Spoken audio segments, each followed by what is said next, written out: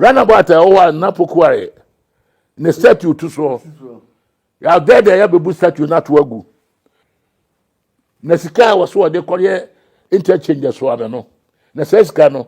wo de ye konfo no chi ye no sisi ankenye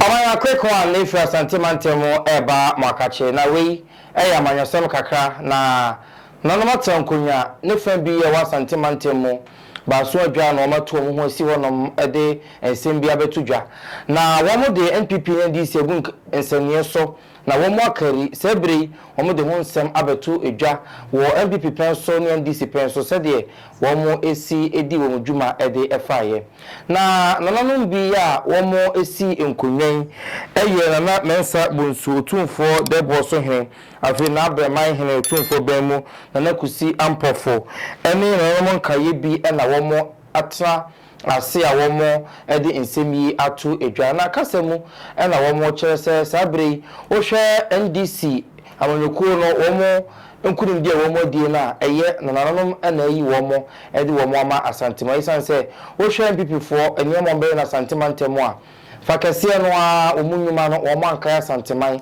wo se wo hwe so interchange a womo ama je si ne bonkum so esi ho a se ye hu die womo eye nananom stati womo di si womo eye nkai dum no womo kokuru ede kosi baabi aye mpanifo da krai nei mu hu die wode interchange no efa wasi dwuma bebre wa santimantemo a MPP for by na commotion ni mu so mbeye de ama wo mo na nsusu nei yembodin enu ti sem DC aba wo so no soro no kase mo wo mo ne aban a wo mo de on ratio mo bebo wo mo pa na wo kire se de nti ama wo kasa ne se wo hwe kele ti adwa na wo hwe ni mu se nka MPP be ya ama wo mo na nsusu fi ahodo mba nyina wo mo anya ama wo mo NDC ne kaya santiman ya wo be ye keje ti adwa no e de ma wo mo wasi hwe krofum dwa MPP ba ye wo hwe se nkobe ye no so sa wanye wo hwe apomdi ho nsem kwada ne yenka konfo anoche de ye sei si ho no so no MPP de sa otumfo se tutu opemso na etwe sika atoso ampanifo ko hwe ya ene wo mu siesie e de ama wonom enu nti NDC abade a na NDC ni abanya obetumi aboa wo mo ampanifo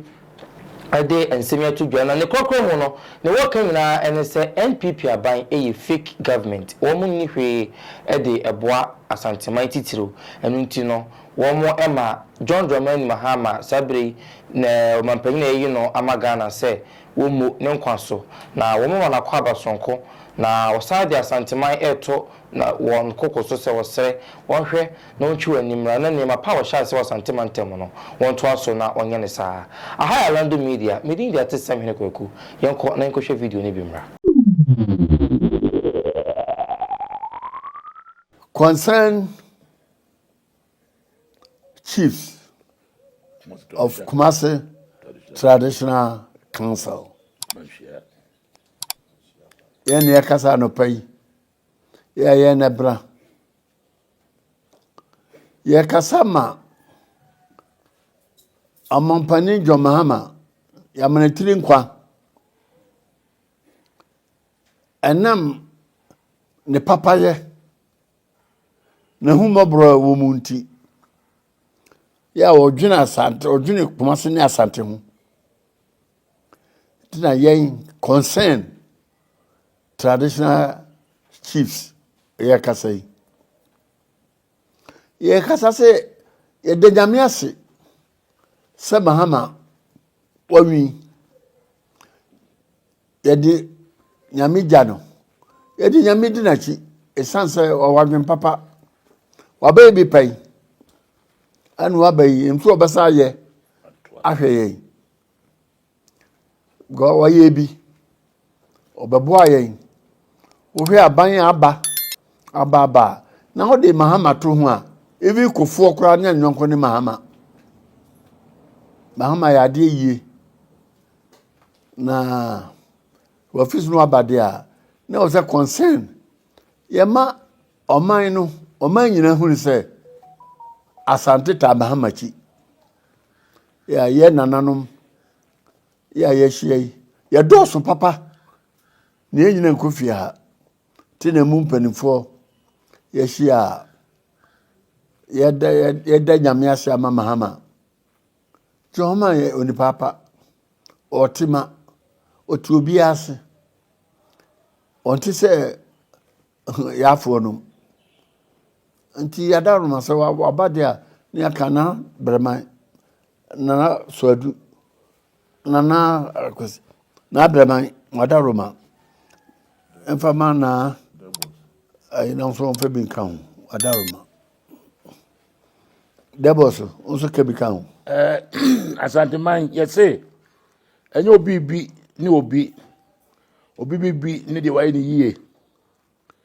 mahama obetra konwa so wodi mfie miensa pe me de menka de oye ma Ghana nyina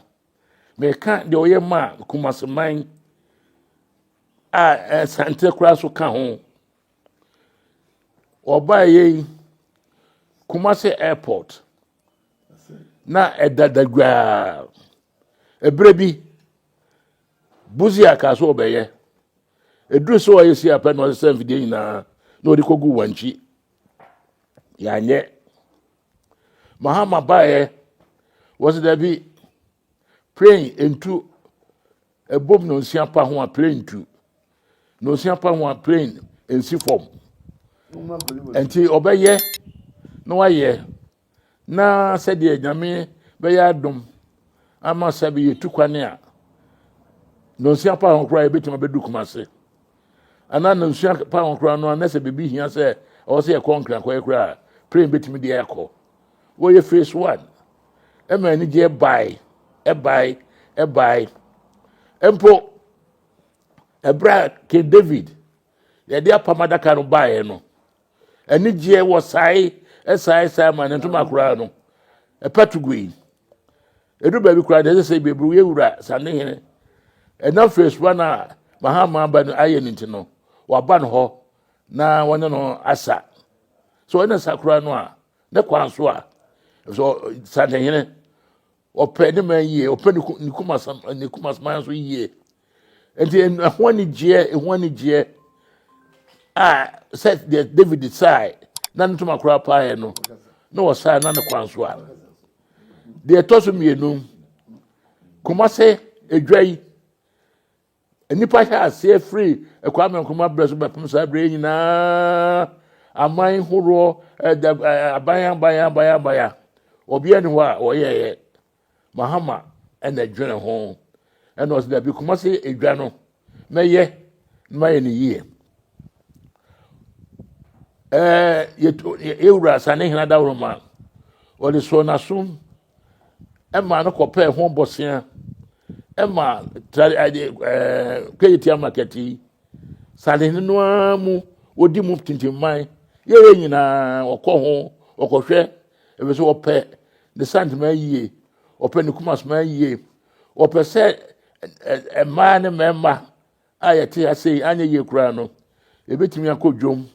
na ye tom bibi anya ka presempo a na ye de ato aduane adie wo be ye kura no na binim kura se woje ho na binim kura se biebru ye wura okodu galamse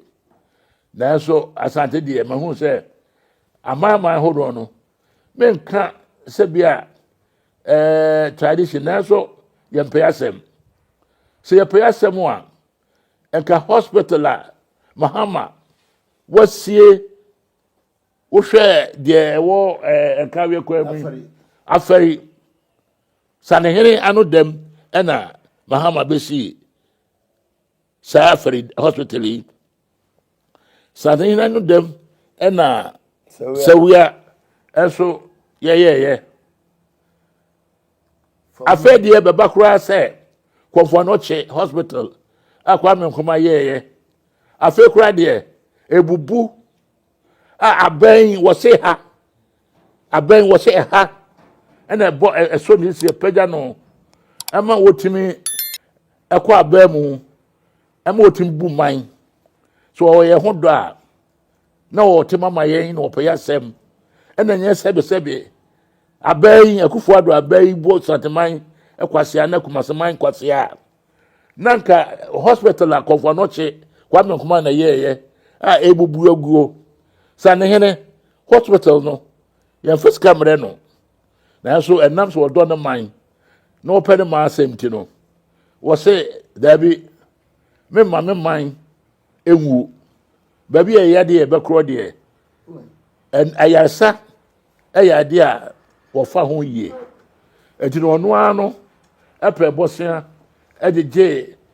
nkurɔfoɔ kakra ɔsrɛsrɛ nanso ne ntwam koraa ne sɛ ɔno ara ɛyi ne sika $5 million ɛsrɛsrɛ nkurɔfoɔ sɛ MPP aban no sɛ nka yɛ asadefoɔ abayɛ mpa a ɛna asadefoɔ so nti ɛna yɛne yɛto aba maa no a na nka ɔbɛyɛ sɛ bieburu ɔbɛbu yɛ kwase asa ɔbɛma yɛne ayɛyɛ nka ɔbɛma sɛbe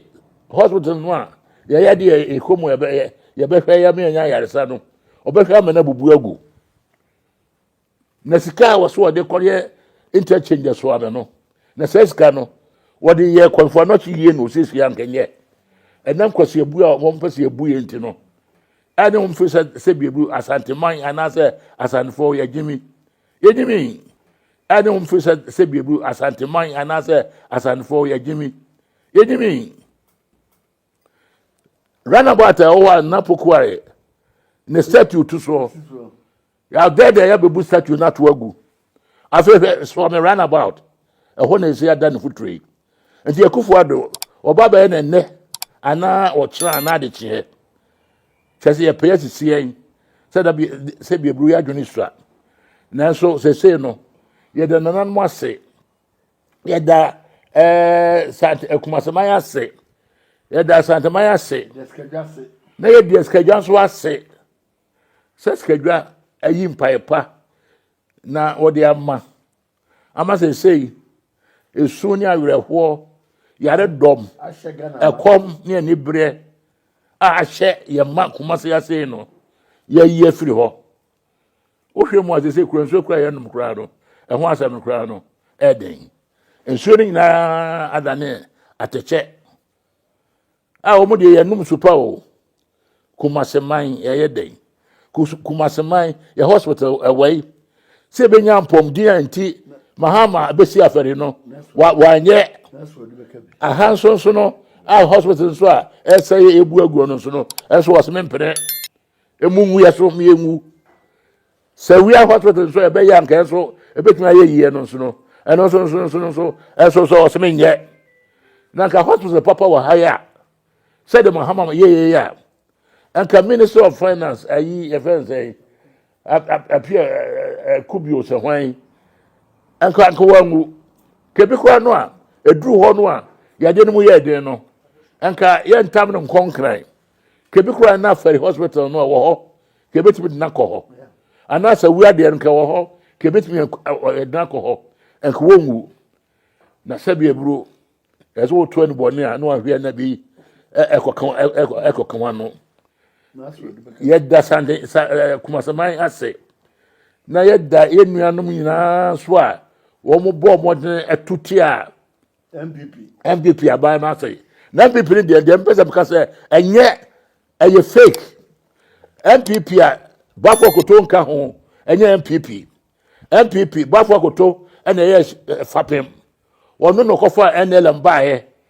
ɛna Amadu Baba Zongofoɔ ɛnyina ka ho Israel ɛne ɛdeɛ ɛzia ntɔnom ɛne apalunum na bɛka ho ɛne yɛyɛ United Party Dr. Dankwa no ni party ne party Kwame Nkrumah different nsɛm ɛhumɔborɔ ɛna ɔmo frɛ no frɛfrɛ kɔbɔ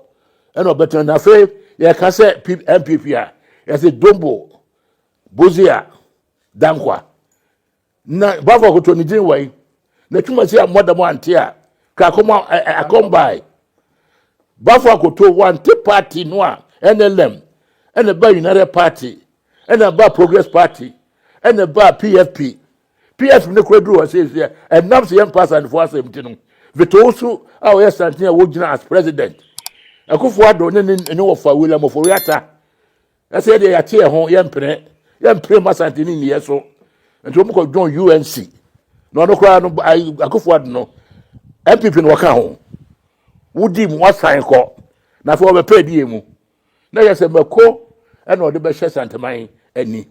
yade no pese yanyade fi se yanya dwonko bia bia no ye dwane akosen ho yade fi yade ni hospital ni na no wasay ni na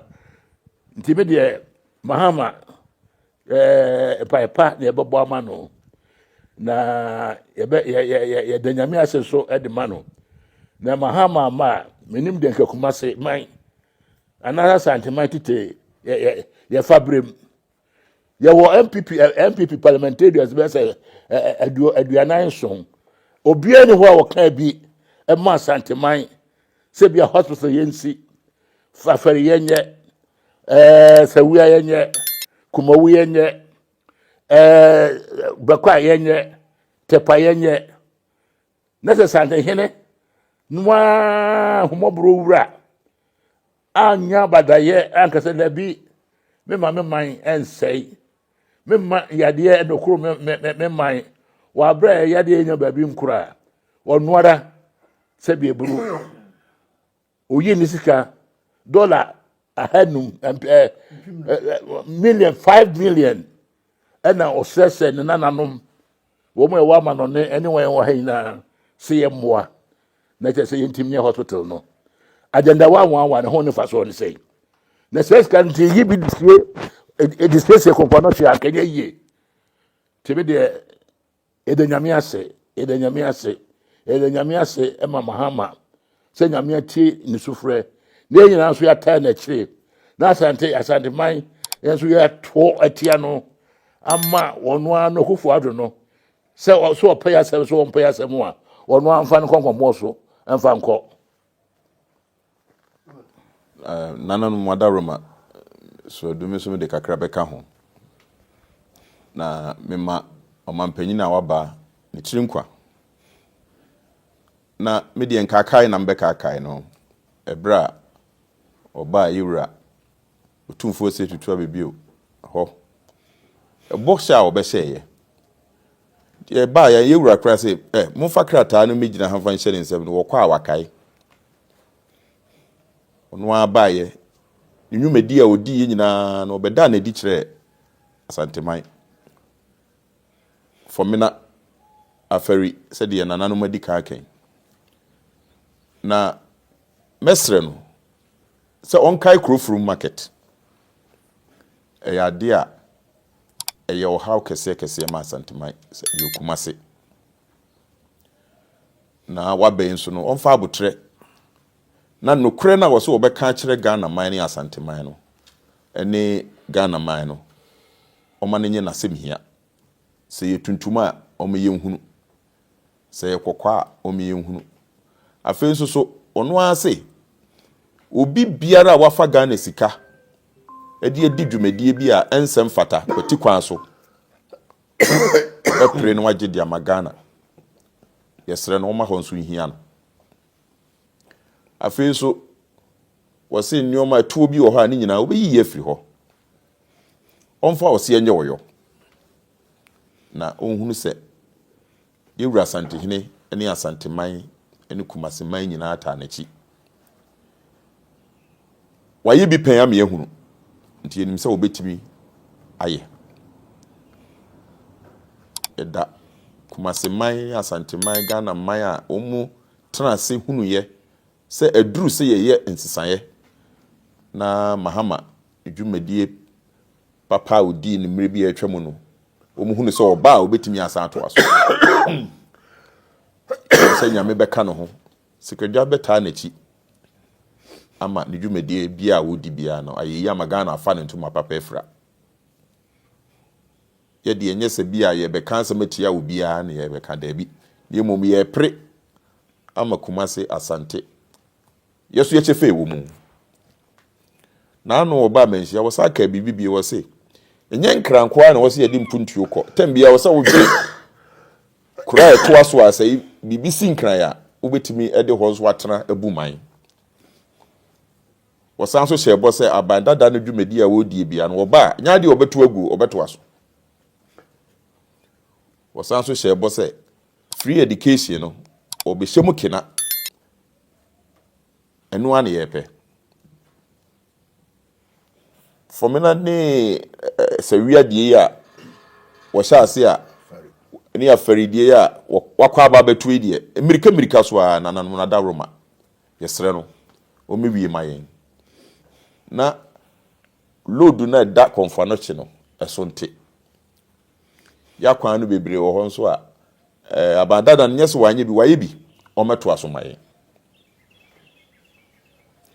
na afeso oman security eno nso hia yen se de ya da ebetimi ada yesre no yenim so obetimi aye ntina Ghana fo ato aba ama no ne okwan a wo fa so biara obetimi abu man no so wo fa so yenim se wabai ahokire ne beba animu ya enso wayi bi painting yede na begina ho wayi bi painting yede akonwa no so ama no won kai na ano na omomoden na onye bi nka ho na ne din pa na oja no akire no entoa so yenim se nye sika na obepe nemo yenim se oba be ti Ghana si ho no waye am ye hunu sa ampa na ano nsema yede to no so no na ntisa isra no kusa se na dwene pe wo ntim na nanom de mpaebɔ na awurade Nyankopɔn so ata na chi na watimi di nedwuma pepepe enu nti na ne concern na nanom a yewo Kumasi Traditional Council yeshia the titulu se manakwa aba waba on transe na o meye Ghana ma ye nyina ye hunu sa ampa na anu de kato Mahama so no nenye sanete Omampeni John Dramani Mahama ye ma trinkwa ye shira okusa ye ma trinkwa adepa a ewo mu no ene ade adi ama Ghana nyina Hypocrite santimai yehu na ye nyina ye sosoro ye bo abaso na ne ye kan se emwa bia ese ye de bo awo se hunamu se sunsumu